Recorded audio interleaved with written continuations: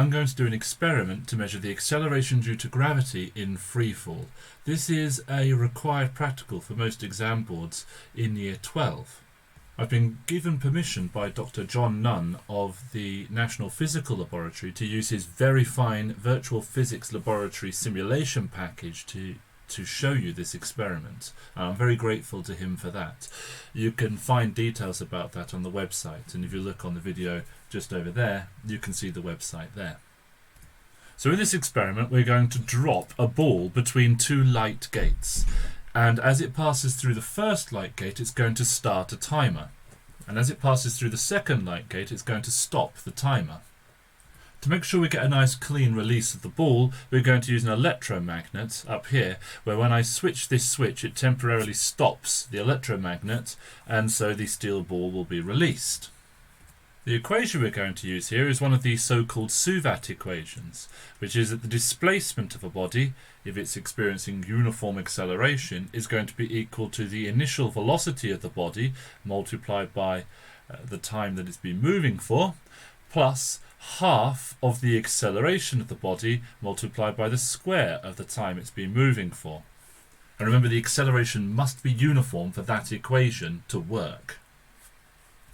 Now I'm going to be measuring two quantities. I'm going to be measuring the distance that the ball is falling, which is a displacement, I should say, downwards displacement of the ball, and I'm going to be measuring the time it takes to fall between those two light gates, and that's the t here. So these are the quantities I'm going to be measuring.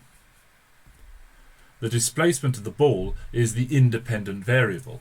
That's the one I'm going to choose to change. So I, which is s in this equation, so I'm going to change that variable by varying the distance between the two light gates. And you can see here that I'm able to do that by moving either of these light gates up and down. Now u is the initial, u is the initial velocity of the ball as it passes the first light gate. And that's because t is the time measured between the two light gates. And so because I want to keep u as a constant, then I need to make sure this top light gate doesn't move. So as I vary the distance between the light gates, I will only do that by moving the bottom light gate. Let's first of all get our measurements, and then we'll look at what we can do with them. So you can see I've got a table I've drawn just down there where I'm going to fill in my results. And let us start with a small distance. Let us start with a 10 centimetre displacement of the ball. You can see the resolution of this ruler is 1 centimetre, and so I can't write down a number with any more precision than I have on that table. So let us drop the ball and see what happens. Light gates are powered on, release the ball, and we have a time of 0.06 seconds. Now, we should take repeats, but as this is a simulation, the likelihood is that it will always give us the same number. Let's just try it again and see what happens. 0.06 seconds, 0.06 seconds. Okay, so there really is no point us with the simulation taking repeats, but in reality we would take repeats. So let us change the displacement now, and we're going to change the displacement to 20 centimetres. And then we're going to release the ball. So we release the ball and we get 0.10 seconds. And you'll notice that we've recorded that as 0.10. We're not being lazy and writing 0.1 because that way we'd be shaving off one of the significant figures, and we do need that. The number of decimal places in our table indicates the precision of the measurement. And the precision of the measurement depends on the resolution of the instrument. And as the resolution of the instrument here is given to 0.01 seconds for the light gate, for the timer, and to the nearest centimetre for the ruler, then I need to make sure the precision of the number I write down in the table is matching that resolution. Okay, let's change that distance, that displacement again. Let's now make it 30 centimetres between this notch and this notch. And we'll release the ball. And we get 0.14 seconds. And let's do this again. So reset, put the ball back up there. Let's increase this to 40 centimetres. Release the ball. And we get 0.17 seconds. And you'll see this practical really doesn't take very long to do. Let's go for another 10 centimetres. So let's try and get this as close as close as I can. And so this is 50 centimetres, release the ball, 0.20 seconds. And we've reset it and we move to 70 centimetres and we'll make this our last measurement. And we release the ball and we get 0.26 seconds. Now, why do we take 7 measurements? It's not because 7 is a particularly auspicious number, but it's because if you take averages of repeat readings of the same measurement, it turns out statistically that if you take 7 readings, the way of estimating the error in that list of numbers as half of the range gives you as close as possible to the more statistically rigorous way of finding the error, which is to do the standard deviation divided by the number of measurements minus 1. I think that's correct. So there's a very statistically rigorous way of finding an error, and there's the A-level very quick method of let's just take half of the range. And obviously I hope you can appreciate that if you take lots of measurements, the standard deviation and the standard error from the standard deviation is going to decrease. But with the very quick A-level way of estimating errors as half of the range, more measurements increases the chance that that range actually increases. So whilst you have to know that taking more measurements reduces the error, practically when you make a quick estimate of an error in A-level physics, taking repeats actually increases the error. And it turns out that if you do the experiment yourself and you take lots of measurements and you do it for all of the 12 required practicals at A-level, which I've done this quick test, in my experience, from my results, 11 out of the 12 practicals, the most similar errors by the approximation and by the more statistically rigorous method was when you took 7 results. If you took an 8th result, then the error from the statistical method dropped a bit too low, and if you took too few results, okay, it was too high. So that's why we pick 7 results. When you go on to do your degree in physics, that half of the range estimate of the error goes out of the window, and I'm afraid you'll have to work out errors properly. But as there's far too much maths to include in your A-level physics as it is, we can't even do calculus, vectors aren't done very well in A-level physics. They're done better in A-level maths. And so because of that, I'm afraid errors and the statistics that goes into errors, that had to take a back seat. Now let's look at that equation again. We've got our results, but let's look at our equation again. We had displacement is equal to initial velocity multiplied by time plus half of the acceleration, which is a constant, multiplied by the square of the time. And we want to find what A is. So we need to get this equation in the form y equals mx plus c so we can extract A. And so what we've got here is a variable, and we've got a variable, and we've got a variable, and I'm going to colour my variables with this orange highlighter, and we've got a constant, and we've got a constant, and I'm going to colour my constants with the blue highlighter. And we need to get this equation in the form y equals mx plus c. So that's going to be a variable equals, let's just change my pen to a black one, equals a constant times a variable, so that's a constant times a variable plus a constant. And that's the form y equals mx plus c. Now in other parts of the world they do use a different form of this. In the United States of America, for example, I believe they use y equals see if I can get this right, a plus bx, where b is the gradient and a is the y-intercept. Here in the UK we use y equals mx plus c, where m is the gradient and c is the y-intercept. But either way round, the equation's in the same form. It is variable equals constant times variable plus constant. And so this equation is not yet in this form. So to get it in this form, what we're going to do is divide through by t. If I divide through by t, I get the displacement divided by the time equals the initial velocity plus half of the acceleration multiplied by the time. And let's just colour in our variables. So all of this is a variable because s was a variable and t was a variable, s over t is a variable. And this over here is our variable, which is t. And our constant, so our colour in blue, was our initial velocity and our half of the acceleration. And I really hope you can see that that is in the same form as the spaces beneath them. All I've got to do is move some things around a bit and I've got exactly the same equation. And I'll do that now.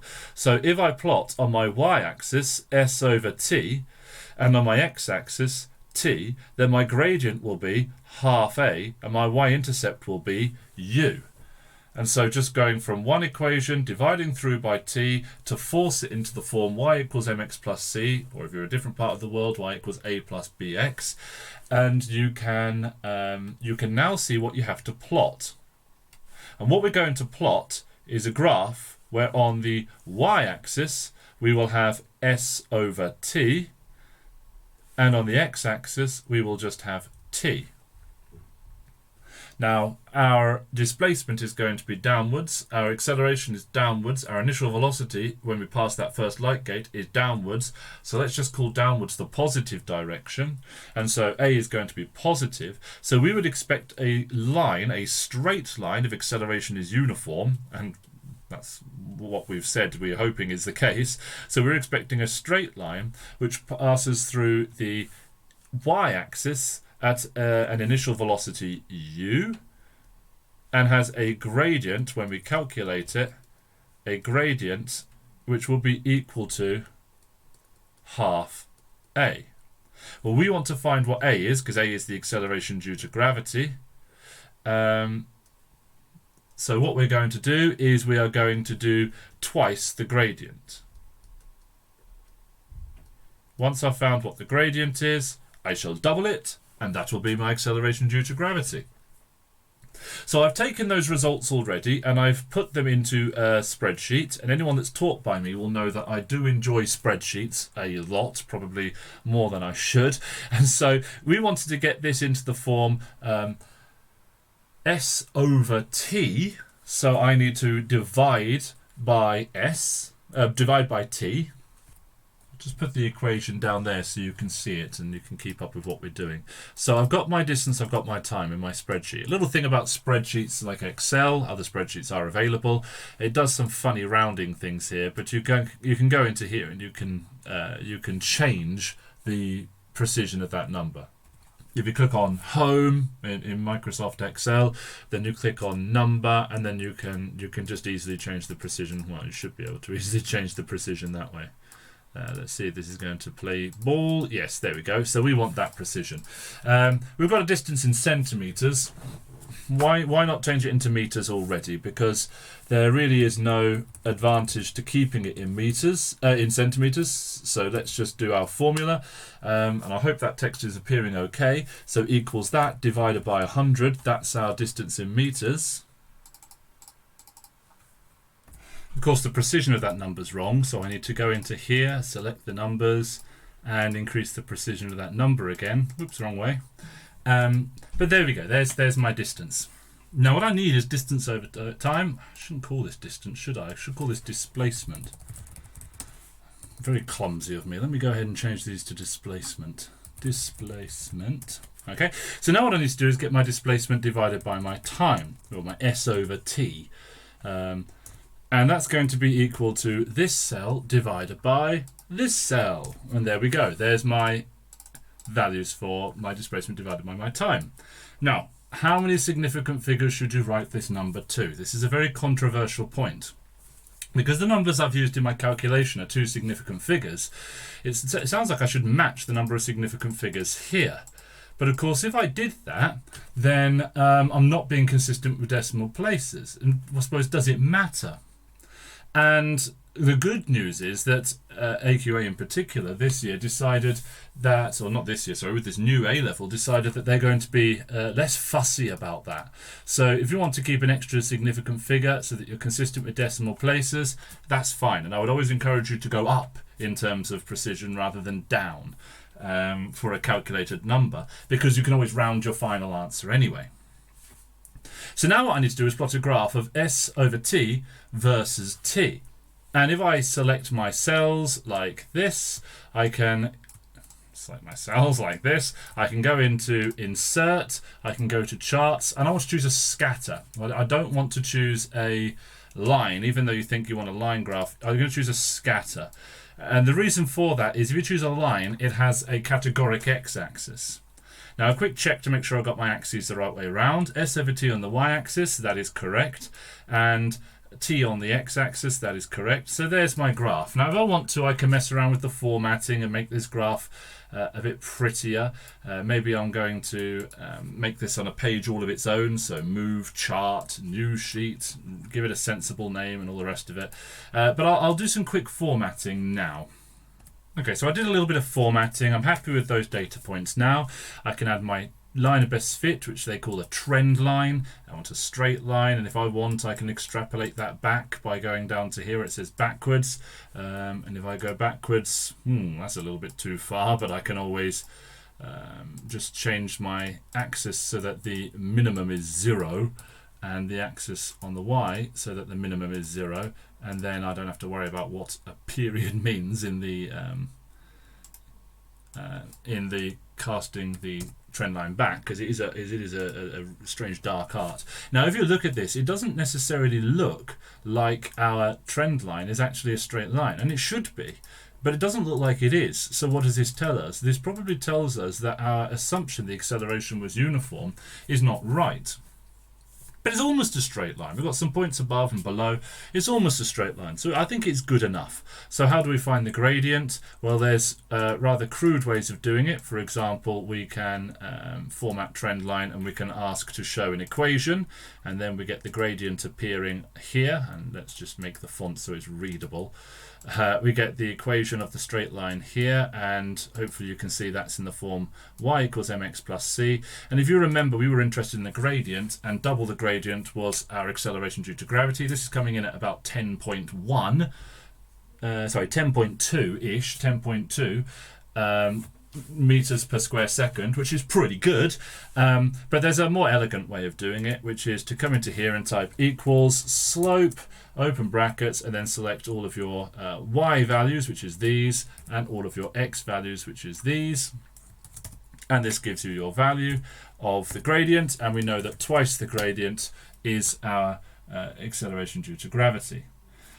And that is the experiment for finding the acceleration due to gravity from freefall. Please do like and subscribe to this channel so that you can get videos updated, and do share this with everyone. Remember, I'm offering free tuition on Saturdays at 10 o'clock in the morning UK time. Like, subscribe, share this, and help as many people as we can. Thank you very much.